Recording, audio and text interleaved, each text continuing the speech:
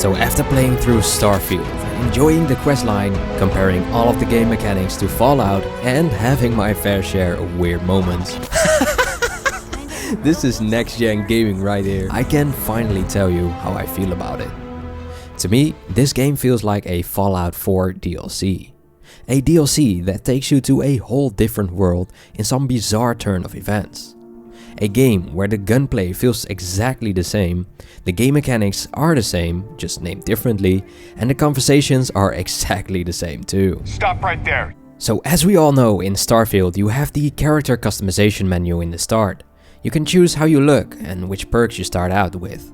Then while you're playing, you have the environmental damage, which smells like radiation damage from Fallout. The med packs instead of a stim pack.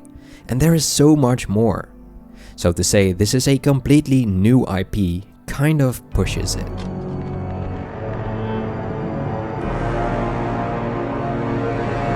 And that's fine, of course, it doesn't have to be.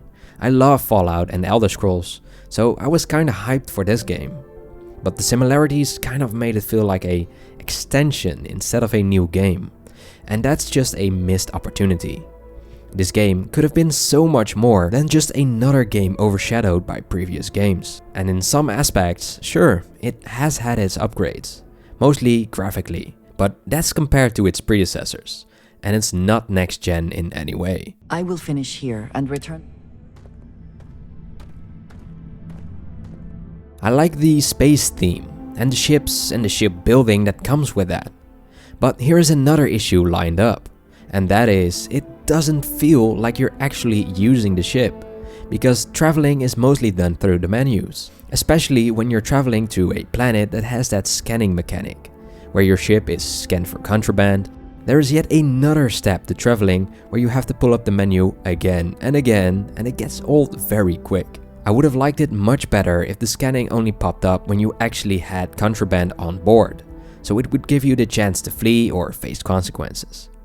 But when I'm selecting New Atlantis, my ship goes into graph drive, a loading screen pops up, and then I end up in orbit, my ship gets scanned, and I have to pull up the menu again to select New Atlantis, again. It's just too much. The universe feels vast, but that also makes it annoyingly difficult to find side missions.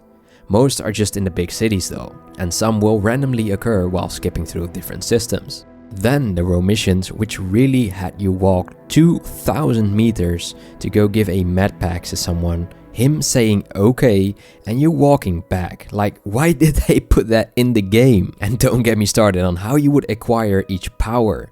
Just the same process over and over and over. Now imagine this, the Fallout 3 or Fallout 4 map, but just 4 of them, all located on different planets. That would have worked much better in my opinion. The maps could still be huge and feature different biomes. It would still feel like you're traveling in between them, but without the hassle of having to fast travel to a system with only one planet, one set spawning area, and then one specific mission that's taking place there, and then going back. It just feels pointless. You could of course spawn wherever you want on that planet, but it would still mostly be empty space with 3 points of interest, anywhere in the entire game. So I would give that up in an instant for just 4 big maps, similar to the one in Fallout 3 or 4. In this way, the entire flow of the game would feel much more in line with its intended goal. To be fair, they built cool environments and tiny maps within certain planets, and I enjoyed that. But I would really need to search for that, and then land, walk 400 meters because there's no vehicles or anything, shoot 10 enemies and repeat.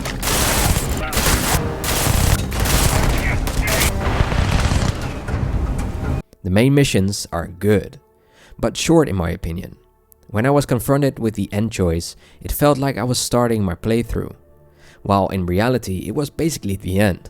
Sure, I could pursue side missions and 100% completion, but it wasn't as compelling, especially in such a big area. They should have pointed you more towards the side missions while playing the main missions. And you're not afraid to get your hands dirty. I guess the world out there is not so different than here.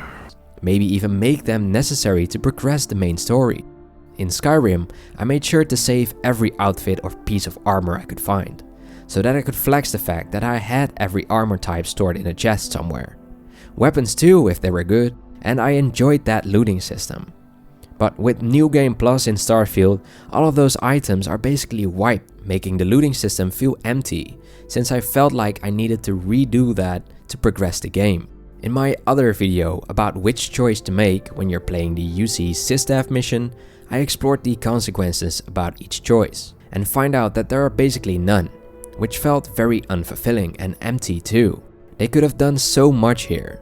Someone commented, "It also feels weird going from one faction mission to the other. They have no lasting effects on the world, just a series of quests tied to them. You feel less part of the group and more of a token being used to progress others' agendas. Still having fun, just wish it had more depth. This is supposed to be next gen." Yeah, that basically sums it up. That's what we want from these games. Another one commented, "Here's the thing. I feel like it makes sense the UC are not completely hostile to you after siding with the Crimson Pirates. You weren't an official soldier, and you are not in the UC database as one. Yes, people know about the fall of the Vigilance, but they don't know you are an instrument in that." Sure, that's true, and it could have been an interesting take, but I feel like they would have still tried to poison you or kill you on the low though, and not just let you go your way. Another commenter said, "Siding with the Crimson Fleet should make you have to jump through hoops to go back to New Atlantis, in my mind. A quest to make a fake identity or ship registration to land back in UC territory would be the simplest. And this would have been such a good solution to the whole problem. Like, why didn't Bethesda think of this?" Conclusion. There's a lot of people who enjoy this game, which feel like there should be so much more consequences to your actions. And that's what's lacking. It's the Fallout formula, but without the soul. Still, I think this game is very fun to play once, and you can enjoy yourself for at least 20 hours.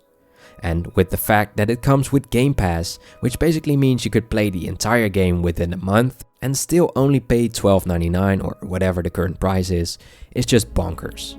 If you look at it like this, if you enjoy playing a game and you spend like 20 hours on it, just divide the price of the game with the hours spent. You'll have the rate for each hour you put into it, and you can decide if that was worth it for you. So for me, I only paid 1 month Game Pass, which was $12.99. So $12.99 divided by 30 hours is 43 cents an hour. And that's money well spent, in my opinion.